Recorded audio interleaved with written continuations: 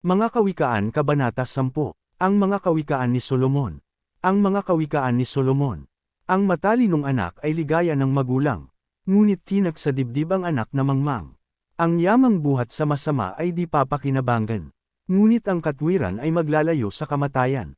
Ang matuwid ay binibigyan ni Yahweh ng kasiyahan, ngunit ang masama'y kanyang ginugutom naman.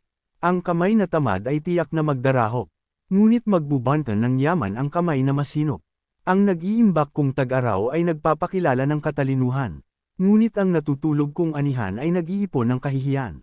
Ang matuwid ay mag-aani ng pagpapalat kabutihan, ngunit ang bibig ng masama ay nagtatakip ng karahasan. Ang alaala ng matuwid, mananatili kailanman, ngunit pangalan ng masama ay tiyak na mapaparam. Magandang payo'y tinatanggap ng pusong may unawa, ngunit kapahamakan ng wakas ng mangmang na masalita. Ang namumuhay ng tapat ay pinaghaharian ng kapayapaan, ngunit ang may likong landas ay malalantad balang araw. Ang malilikot na mata ay lagi sa kaguluhan, at ang bibig na maluwang, haantong sa kapahamakan. Ang bibig ng matuwid ay bukal ng buhay, ngunit labi ng masama ay nagtatakip ng karahasan. Sari-saring kaguluhan ang bunga ng kaputin, ngunit ang pag-ibig ay pumapawi sa lahat ng kasalanan. Sa labi ng may unawa matatagpuan ang karunungan, ngunit sa likod ng isang mangmang, pamalo ang kailangan. Ang taong matalino'y nag-iimpok ng karunungan, ngunit ang salita ng mangmang ay nagdadala ng kapahamakan.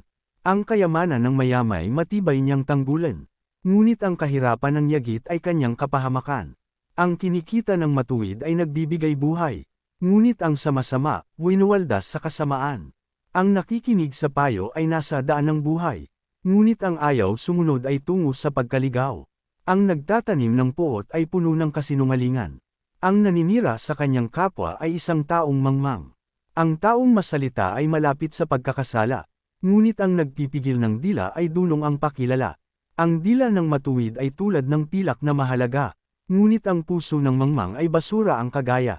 Ang labi ng matuwid sa marami ay pakinabang, ngunit ang mangmang ay namamatay ng walang karunungan. Ang pagpapala ni Yahweh ay kayamanan, na walang kasamang kabalisahan. Ang paggawa ng kasalanan ay kasiyahan ng masama, ngunit ang mabuting asal, kasiyahan ng may unawa. Ang kinatatakutan ng masama ay magaganap sa kanya, ngunit ang hangarin ng matuwid ay matatamaw niya. Tinatangay ng hangin ang taong masama, ngunit ang matuwid ay gusaling di magiba. Kung paanong ang usok ay nakakaluha, ang suka ay nakakangilo. Gayon ang tamad na alipin sa kanilang mga amo. Ang paggalang at pagsunod kay Yahweh ay nagpapahaba ng buhay, ngunit ang mga araw ng masama ay di magtatagal. Ang pag-asa ng matuwid ay may magandang kahinatnan, ngunit ang pag-asa ng masama, ang dulot ay kabiguan. Si Yahweh ay kanlungan ng mga taong matuwid, ngunit kaaway sila ng taong masama ang hilig. Ang matuwid ay mananatili sa kanyang dako, ngunit ang masama, kung saan-saan matutungo. Ang salita ng matuwid ay nagpapakilala ng karunungan, ngunit ang dilang sinungaling ay puputulan naman. Ang salita ng matuwid ay palaging angkop, ngunit ang salita ng masama ay puro paninira.